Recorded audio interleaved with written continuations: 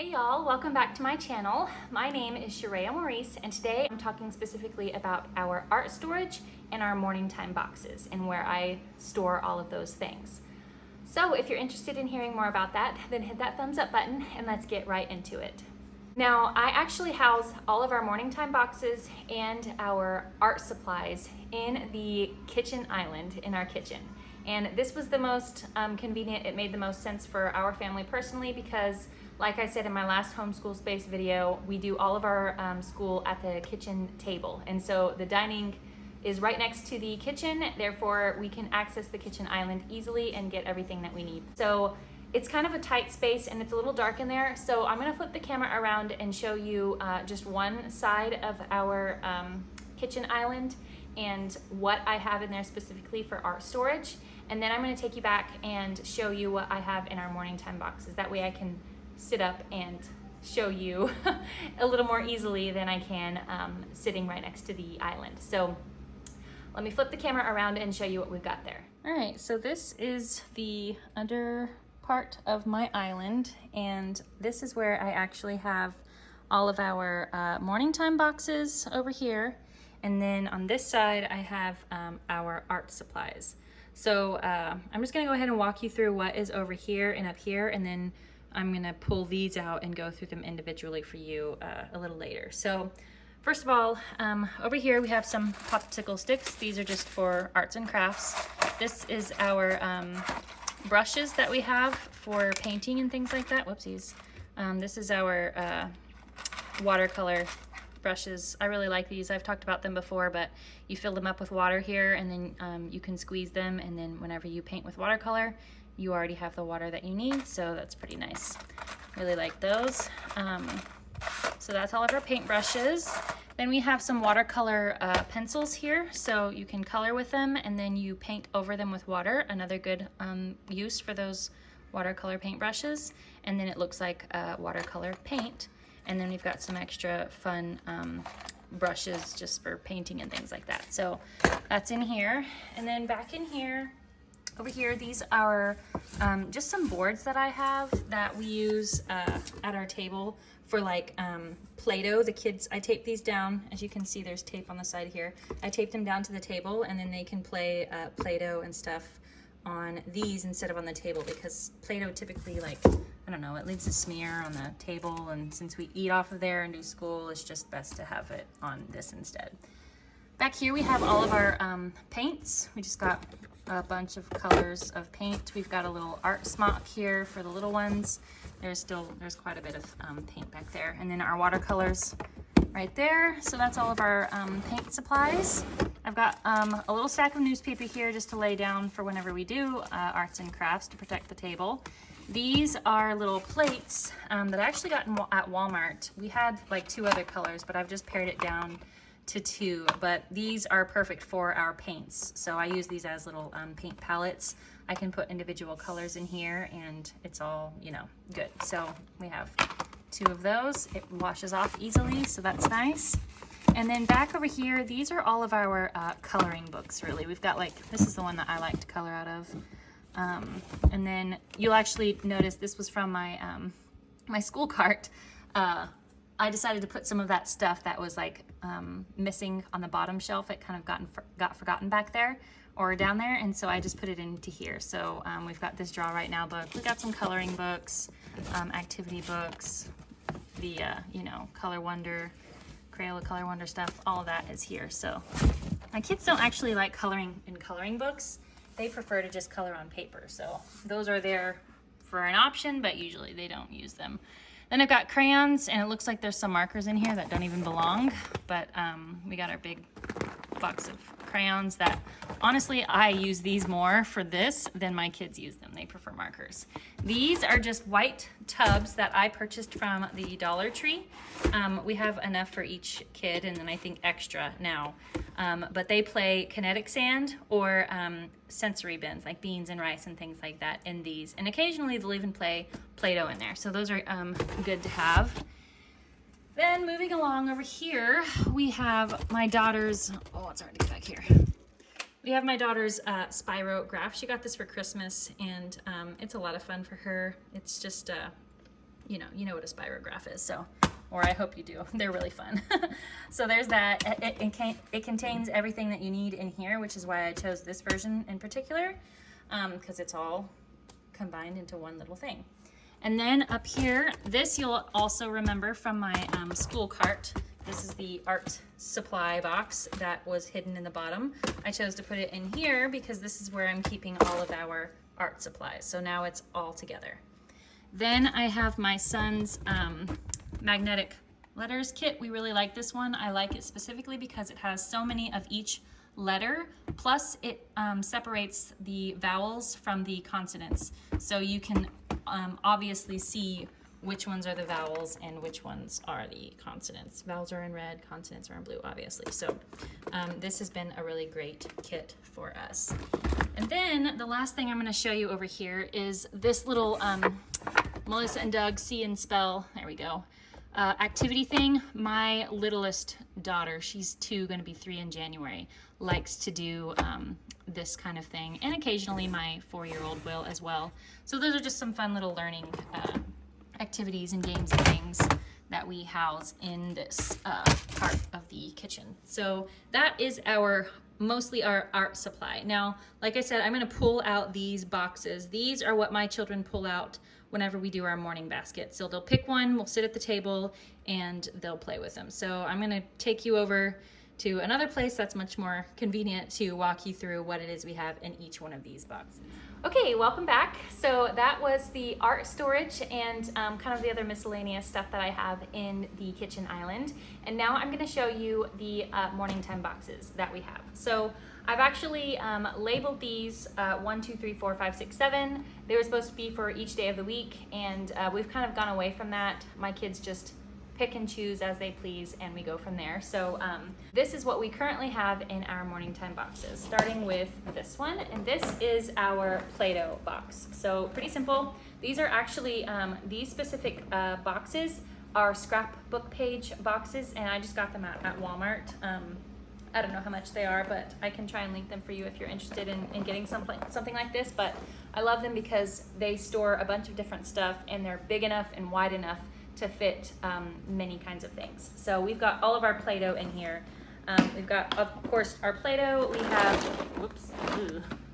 We have a little Play-Doh tool. We've got, of course, some Play-Doh, cutout things. I've got letters, Play-Doh letters. We've got a little plastic knife for them to cut. So, like just Play-Doh stuff. We got a little roller for them. So that's all of our Play-Doh. This one gets played with a lot. My kids love playing Play-Doh, and like I said, with those little boards, I tape them to the table so we can keep the table clean, and then just pick up the board and put it under the kitchen island. So there's that one. Then the next one we have here, this is our sensory bin box. So those white bins that I showed you in the kitchen island, inside we put, we have beans that we can choose to put in there, and we have rice that we can choose to put in there. Now, I've only started with just these two because my kids, I'm still trying to teach them to keep it in the bucket. That's the rule. But I've just kind of let that go too, that if it gets out of the bucket and it's a big mess, I could just sweep it up and throw it away. It's just beans and it's just rice. And so I think that the next thing that I'm going to use as a sensory material is dry noodles. So we're gonna try that next time, maybe. And then I have all sorts of tools and things that they can use in it. So first I have just little colorful cups of different sizes for them to pour and all of that. I've got some little utensils for them to scoop and stuff with it. We have these little plastic tongs. I got these from the Dollar Tree, and they can just practice picking up and scooping with some more colored bins. I've got some measuring cups here for them. And then I've got these little tube things. They really like these, and then you can pull them apart and you can pour some rice down there. I don't think the beans fit. Noodles probably wouldn't either, but this is really for the rice. But they have fun with these. And then I have little materials that can go in the sensory bin. So this is actually pieces of a number puzzle, a Melissa and Doug number puzzle. So my daughter just played with this morning. I put them in the beans, and then she has to pull them out in order by 1, 2, 3, 4, 5, all the way up to 9. So it's a learning game as well as just a fun game. You can also sort them by color. I mean, there's so many different ways you can use it. These are little monkeys in a barrel, but they're in a bag, and they can play on the rice or the beans. Just however they can get creative with it. These are shapes. This was also from a puzzle that we're now using in our sensory bin. I think that's it. We have numbers, shapes, little animals. So that's the sensory bin box. Okay, next we have our kinetic sand. Ooh, this one's heavy. We have, I think 6 different, 1, 2, 3, 4, 5. 5 different sand colors: blue, green, purple, pink, and the regular sand. And then I just got the, they're like 3 1/4 pound bags. These were actually, I think, like $5 at Aldi, super cheap. And the kids love playing with this sand. And then we have, of course, little sand toys. We've got these little construction vehicles. These I just got off of Amazon. Again, if you're interested in any of this stuff, I'll try and link what I have down in the description box below for you. I found these all on Amazon. These are great stocking stuffers if you're, thinking of the future. These are little kinetic sand toys that we actually put in the kids' stockings, I think 2 years ago now, and they're just, fun little, there's some castles that you can put together, animals, they got sea creatures, so all sorts of things. These are their, sand toys. So this is for our kinetic sand morning time box, and again, they just pour that into the white bucket that I got from the Dollar Tree, and they have fun playing with it. All right, this next one is our water play, and I did share this in my last morning time box. My kids love these things. This is the, no, leave it alone right now, okay? This is the big, huge water mat that they can play with, and they have a little brush that you fill with water. These are all their little toys. You fill this brush with water. There you go. Fill it up with water, close it up, and then they can write on this little thing. It's really cool. Here, you can have that. So they can, trace things. They've got numbers, they've got letters, this is even in the shape of a penguin if they did the outline of it. So all sorts of things here. This is just a really fun sensory-ish type toy that they can play with. And especially during the summer months, like now, these are extra fun for them to play with to keep cool. It's an indoor toy, but still, they have fun. All right, now this next bin we have is, I call it our alphabet box, and it has some more ABC magnets. This is the first one we got. I replaced it with the blue and red one because of the colors, and this one just, it worked, but all of the different colors was just too much, and I wanted my son to specifically see the vowels and the consonants. So that's why we replaced it. And so I just used this one as a play one, and it came with a little magnet board they can stick on there, and that's fun for them. So they practice their spelling with this. So I have this little printout that I found where they can read it, build it, write it, and so it's a dry erase. I have a dry erase marker here, and I give them a card, like one of these. I think this is actually from another game. I can't remember the name of it, Boggle maybe, or some spelling game. We lost the pieces, we had the cards, so I made a game out of it. So they have the word bike here, they can put it up here, and then they find the letters and they can build it right here, B-I-K-E, and then once they've done that, they can write it right here. The next box I have is, this is supposed to be like our math box. So let's see, I have in here, this is a bunch, I have a bunch of stuff in here. We haven't really cleaned it out, so hey, there's our monkey in a barrel. I don't think that belongs in there, so. These are our math manipulatives. So we have the linking blocks and the little teddy bears. So link them together, these are hard to link together. So linking cubes, and then our little colorful teddy bears there. And they can use those for practicing their math as, of course, math manipulatives. So I have these little puzzles in here that I got, I actually got these from Aldi as well. So They're self-correcting, like this is obviously the wrong answer, but they're self-correcting puzzles.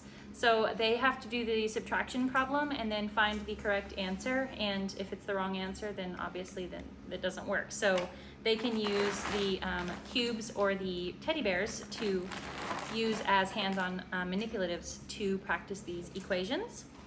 And so they have I have a bunch of these here. They have some that are subtraction, some that are addition, some that are just counting. So you just count how many there are and then find the correct number. So it's number recognition, it's all of those things. So I kind of like consider these boxes more like if you were at a public school like kindergarten or something and they have their centers, I would consider this like their math center or something like that. So then I have our pattern blocks, and these go with these pattern block sheets that I have. I have laminated these. I got these off of the internet. This one was from Confessions of a Homeschooler. I got the whole alphabet, so A to Z. And then these are for pattern blocks. I got these off of the internet as well. This was from preschoolmom.com. And so they can make the shape and then, you know, how many of each kind of block did they use. And so just that kind of thing. These I really like. I haven't laminated these yet, but these are a little more challenging. And so they build the car and then they have to write how many of each block they use. And it says specifically like, is it a rhombus, a trapezoid, is it a parallelogram, a hexagon, a square, or a triangle? And so they have to know exactly what those shapes are, and they, instead of putting it directly on the sheet, like they can put a triangle right on top and then, you know, just do it right on top. For this one, they have to do it next to, so it's kind of like they have to eye it and picture it and all that stuff. It's more challenging for them and it's really good. So I enjoy that for my my children. And then of course we have our little teddy bear patterning printables here. So again, I got these off the internet. This one was from themeasuredmom.com. And so I just printed these out, laminated them, and they practice continuing the pattern here with the teddy bears. So there's that. This is just a bunch of printables for math, really, that I got here. This one is prekinders.com. They have a bunch of, they can do this right on the sheet here, so the pattern for each animal. So that, I think, is everything in this box. It's quite a mess here, so I did not like pre-clean this stuff before I did a video, so it's kind of a mess around here, but that's okay.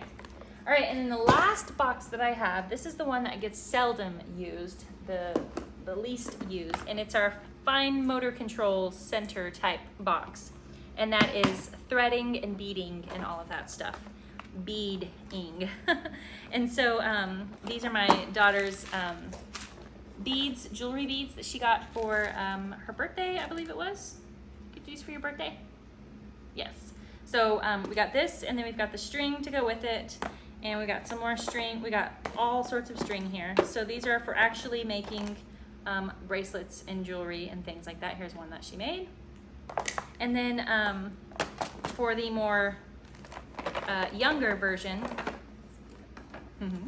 we have the lacing cards. So this is just to practice lacing in and out all around. We got a couple of these. These were in a previous morning time box. They've still remained. And then these shapes, beading shapes. So then they also can do the same thing where they put it through and practice their fine motor control. So that's mostly for my youngest now, since my 4-year-old can handle all of the little beads. We even have more beads in a bag here. We got plenty of beads, so they're set on all of their threading. And that is all of our morning time boxes. So as my children have gotten older, their skills and interests and tastes have changed and evolved, and so our morning time boxes change and evolve with them. So I'm sure I'm going to do a video in the future of how our morning time boxes look in 5 years from now, so if we even do them. I hope that you enjoyed this video. If you did, give it a thumbs up. Don't forget to subscribe, turn on that little bell icon so that you can be notified of my newest videos, and I will see you in the next one.